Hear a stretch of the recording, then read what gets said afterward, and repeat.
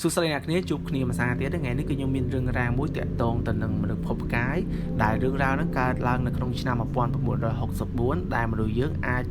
ឃើញផ្ទាល់និងនិយាយជាមួយនឹងសភាវៈចម្លែកដែលយើងហៅថា alien នឹងបានហើយមូលហេតុដែលយើងនិយាយគ្នាជាមួយនឹង alien នឹងបានគឺដោយសារថាឆ្នាំ1947ហ្នឹងគឺមានយានមួយដែលហោះចូលទៅក្នុងគន្លងផែនដីរបស់យើងហើយស្រាប់តែពេលនោះយានហ្នឹងគឺបានជួបឧបទ្រវហេតុដោយធ្លាក់យាននោះនៅក្នុងតំបន់ Roswell នៃសហរដ្ឋអាមេរិកហើយស្រាប់តែពេលនោះមនុស្សយើងគឺបានចាប់នៅសភាវៈចម្លែកមួយហ្នឹងរក្សាទុកតាំងពីឆ្នាំ1947រហូតដល់ឆ្នាំ1964ទើបបានយកមកសម្ភាសក៏ដូចជាសាកសួរថាអ្នកមកភពផែនដីរបស់យើងហ្នឹងគឺមានគោលបំណងអ្វីហើយនឹងមានគម្រោងអ្វីអញ្ចឹងកុំឲ្យខាតពេលយូរយើងចូលទៅស្ដាប់នៅសាច់រឿងដែលបានកើតឡើងក្នុងឆ្នាំ1964នេះទាំងអស់គ្នានៅក្នុងឆ្នាំ1964ប្រទេសអាមេរិកកំពុងប្រឈមមុខនឹងសង្គ្រាមត្រជាក់ជាមួយសហភាពសូវៀតដែលនៅក្នុងពេលនោះពិភពលោកកំពុងព្រួយបារម្ភជាខ្លាំងនៃគ្រាប់បែកនុយក្លេអ៊ែរហើយមានមនុស្សតិចណាស់ដែលដឹងថានៅក្រោមដីនៃមជ្ឈមណ្ឌលសម្ងាត់មួយនៅក្នុងតំបន់ Nevada មានអ្វីមួយកើតឡើងដែលមនុស្សតិចណាស់ដឹងថាមានមជ្ឈមណ្ឌលសម្ងាត់នៅក្នុងតំបន់ Nevada ហ្នឹងហើយអ្នកគ្នាប្រកាសជាឆ្ងល់តំបន់ Nevada នៅកន្លែងណាតំបន់ Nevada ហ្នឹងគឺវាស្ថិតនៅតំបន់ភាគខាងត្បូងនៃសហរដ្ឋអាមេរិកហើយតំបន់ហ្នឹងគឺជារដ្ឋមួយរបស់សហរដ្ឋអាមេរិកដែលក្នុងតំបន់ហ្នឹងគឺមានមជ្ឈមណ្ឌលស្រាវជ្រាវសម្ងាត់មួយដែលយើងហៅថា S4 ហើយមជ្ឈមណ្ឌលហ្នឹងស្ថិតនៅក្រោមជើងភ្នំស្រវាលដែលនៅភាគខាងត្បូងនៃរដ្ឋ Nevada ហ្នឹងដូចគ្នាហើយមានចម្ងាយប្រហែល10គីឡូម៉ែត្រពីតំបន់ Area 51ហើយតំបន់ Area 51ហ្នឹងអ្នកទាំងអស់គ្នាប្រកាសជាធ្លាប់ឮថាតំបន់ហ្នឹងគឺមានភាពសម្ងាត់ខ្លាំងមែនតើហើយនៅក្នុងសហរដ្ឋអាមេរិកហ្នឹងតំបន់ Area 51ហ្នឹងគឺត្រូវបានគេនិយាយតគ្នាថាតំបន់នេះគឺបានរក្សានៅវត្ថុក៏ដូចជាយានរបស់មនុស្សភពផ្កាយហើយនឹងមនុស្សភពផ្កាយដែលបានធ្លាក់ក៏ដូចជាបានចាប់ខ្លួនក៏បានរក្សាទុកនៅក្នុងតំបន់មួយនឹងដែរនិយាយទៅតំបន់ហ្នឹងគឺមានភាពសម្ងាត់ខ្លាំងមែនតើមិនមានមនុស្សធម្មតាណាអាចចូលបានទេព្រោះតំបន់នេះគឺជាតំបន់សម្ងាត់ដ៏ធំរបស់សហរដ្ឋអាមេរិកហើយនៅក្នុងមជ្ឈមណ្ឌលស្រាវជ្រាវហ្នឹងគឺមានឈ្មោះថា S4 នៅទីនោះយើងចូលបានលុះត្រាតែមានការអនុញ្ញាតពិសេសតាមរបាយការណ៍មិនផ្លូវការអាគារនោះមានបន្ទប់ធ្វើតេស្តគ្រឿងគីមីបន្ទប់សម្ភារនិងបន្ទប់ស្តុកវត្ថុមិនស្គាល់មកពីភពខាងក្រៅនៅថ្ងៃទី3ខែមេសាឆ្នាំ1964នាពេលព្រឹកម៉ោង 9:45 នាទីមានមេទ័ពម្នាក់ដែលគាត់មានឈ្មោះថា Roosevelt ដែលគាត់មានតួនាទីក្នុងការរក្សាសន្តិសុខនិងរាយការណ៍ដល់អ្នកដឹកនាំកងទ័ពហើយគាត់ក៏ជាសាក្សីសំខាន់មួយនៅក្នុងការស្រាវជ្រាវវត្ថុចម្លែកឬមនុស្សភពកាយដែលយើងហៅថា UFO ហ្នឹងពេលនោះគាត់ត្រូវបានគេហៅមកប្រជុំជាបន្ទាន់គេមិនបានប្រាប់ថាប្រជុំពីរឿងអ្វីទេប៉ុន្តែគេបានផ្ដល់សម្បត្តិមួយទៅដល់គាត់ដែលក្នុងសម្បត្តិនោះគឺមានពាក្យថា Top Secret ដែលពាក្យមួយហ្នឹងបើបកប្រែខ្មែរគឺជាពាក្យសម្ងាត់ហើយសម្ងាត់ខ្លាំងបំផុតទៀតផលមិនអាចបែកធ្លាយបានទេបន្ទាប់មកគេបានដឹកលោក Robert ទៅដល់មជ្ឈមណ្ឌល S4 ដែលជាមជ្ឈមណ្ឌលស្រាវជ្រាវសម្ងាត់នោះហើយគេតម្រូវឲ្យគាត់ពាក់ឈុតការពារបិទភ្នែកនិងបាននាំគាត់ចុះតាមជណ្ដើរទៅក្នុងអគារខាងក្រោមដីនោះនៅពេលនោះដែរគឺគាត់បានចូលទៅក្នុងបន្ទប់មួយដែលមានពន្លឺតិចមានតុមួយកៅអីពីរដែលដាក់នៅមុខគ្នានិងមានកាមេរ៉ាមួយផងដែរ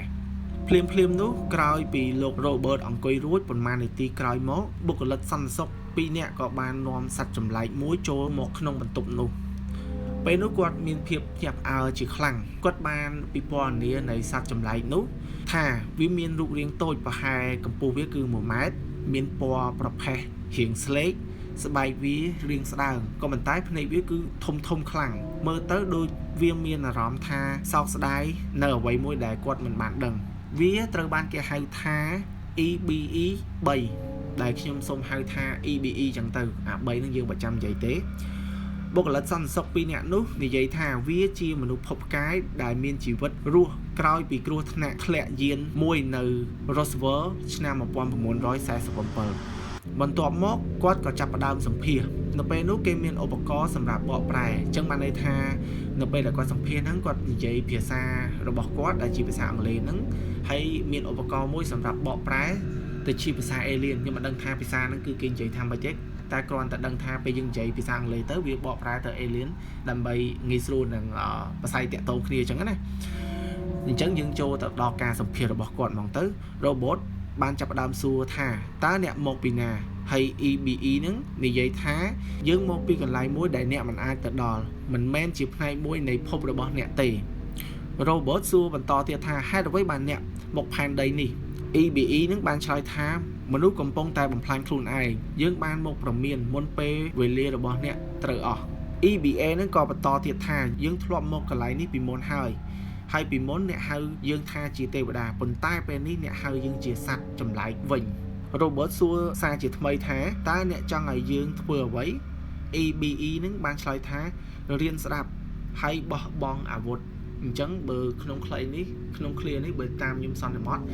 EBE នឹងចង់មានន័យថាមនុស្សយើងឈប់ធ្វើសង្គ្រាមទៅព្រោះអីក្នុងអំឡុងពេលឆ្នាំ1964ហ្នឹងគឺទៅតែបញ្ចប់សង្គ្រាមលោកទី2ទេអញ្ចឹងគោលបំណងរបស់ EBE នឹងឈប់បន្តធ្វើសង្គ្រាមដើម្បីបំផ្លាញមនុស្សជាតិនៅលើផែនដីនឹងទៀតទៅនិយាយទៅគឺគេមកហ្នឹងគោលបំណងល្អទេបើតាមការសម្ភាសហ្នឹងអញ្ចឹងណាក្រោយពីបាននិយាយរួចពេលនោះអេលៀននោះគឺបានដើរទៅចិត្តតុកហើយចាប់ផ្ដើមដកដង្ហើមលឿនភ្នែកវាប្រែទៅជាពណ៌ខៀវងងឹតបន្តិចម្ដងមើលទៅហាក់ដូចជាចិត្តស្លាប់ Robert គ្រាន់តែឃើញអាការៈបែបហ្នឹងគឺគាត់បានព្យាយាមទៅជួយវាក៏ប៉ុន្តែអ្នកយាមនៅកន្លែងនោះបានស្រែកថាឈប់កុំចូលចិត្តវាបន្ទាប់មក EBE បានបញ្ចេញសំឡេងយ៉ាងខ្សោយដូចជាសំឡេងចុងក្រោយរបស់ EBE ដែលមានន័យថាពេលវេលារបស់អ្នកអស់ហើយបន្ទាប់មកវាដួលទៅលើតុពេលនោះកាមេរ៉ាដែលបានថតសកម្មភាពដែលសម្ភាសហ្នឹងក៏បានឈប់ថតភ្លាមបន្ទាប់ពីសម្ភាសគេបានថា EBE ហ្នឹងបានស្លាប់ក្នុងរយៈពេលប្រហែលនាទីក្រោយពេលសម្ភាសចប់សាកសពរបស់ EBE នឹងត្រូវបានរក្សាទុកក្នុងទូទឹកកកពិសេសហើយព័ត៌មាននិងវីដេអូត្រូវបានគេដាក់ឈ្មោះថា Cosmic Top Secret ដែលបកជាភាសាខ្មែរថាអាចកំបាំង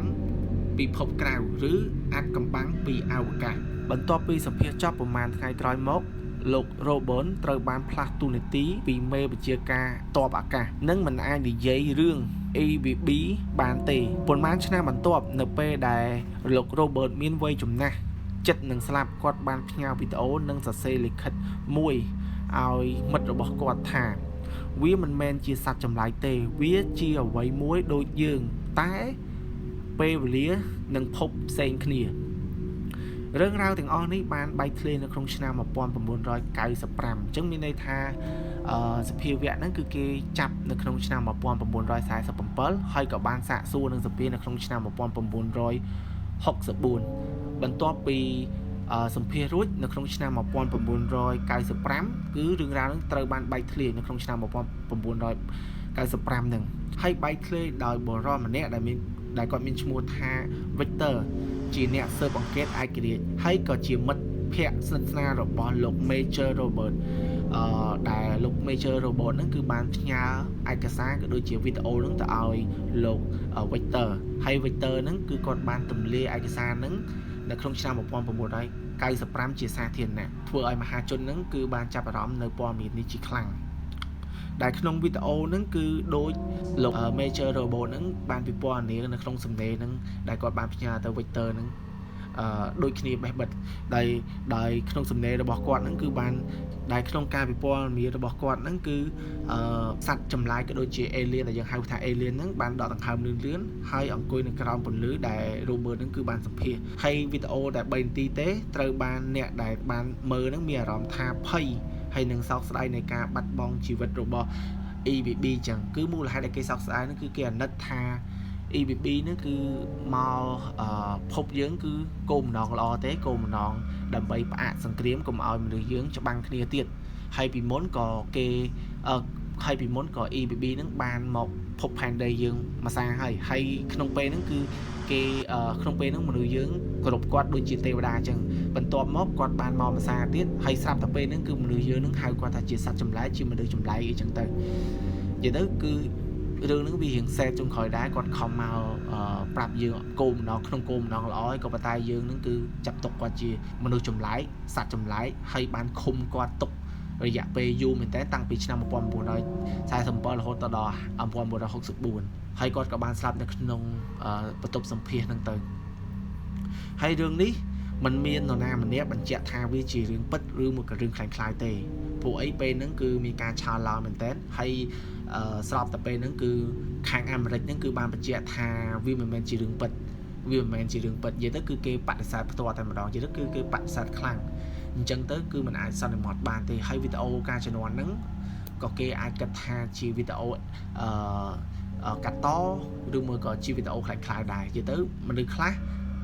មានមនុស្សខ្លះគេគិតថាវាជាវីដេអូពិតហើយមនុស្សខ្លះជាគេគិតថាជាវីដេអូคล้ายៗអញ្ចឹងទៅគឺវាมันច្បាស់ថាជាវីដេអូពិតឬមួយក៏វីដេអូคล้ายៗហ្នឹងហើយអ្នកនរគ្នាវីដេអូហ្នឹងគឺមានតែប៉ុណ្្នឹងទេសម្រាប់អ្នកនរគ្នាគិតថា EBB ហ្នឹងជាសភាវៈបែបណាសភាវៈអាក្រក់ឬក៏សភាវៈល្អសម្រាប់ខ្ញុំគិតថាគេមកល្អទេបើគេមកអាក្រក់គេមិនមែនឲ្យយើងចូលមកទឹកដីយើងដើម្បីមកប្រាប់យើងបែបហ្នឹងទេអញ្ចឹងវីដេអូហ្នឹងគឺមានតែប៉ុណ្្នឹងទេដោយសារឆ្មាខ្ញុំវាដឹងវាបកាច់អីទេគឺវាយំទៀតហើយពិបាកថតមែនទេអញ្ចឹងចាំជួបខ្ញុំនៅវីដេអូក្រោយទៀតបាយអ្នកនរគ្នាជម្រាបលា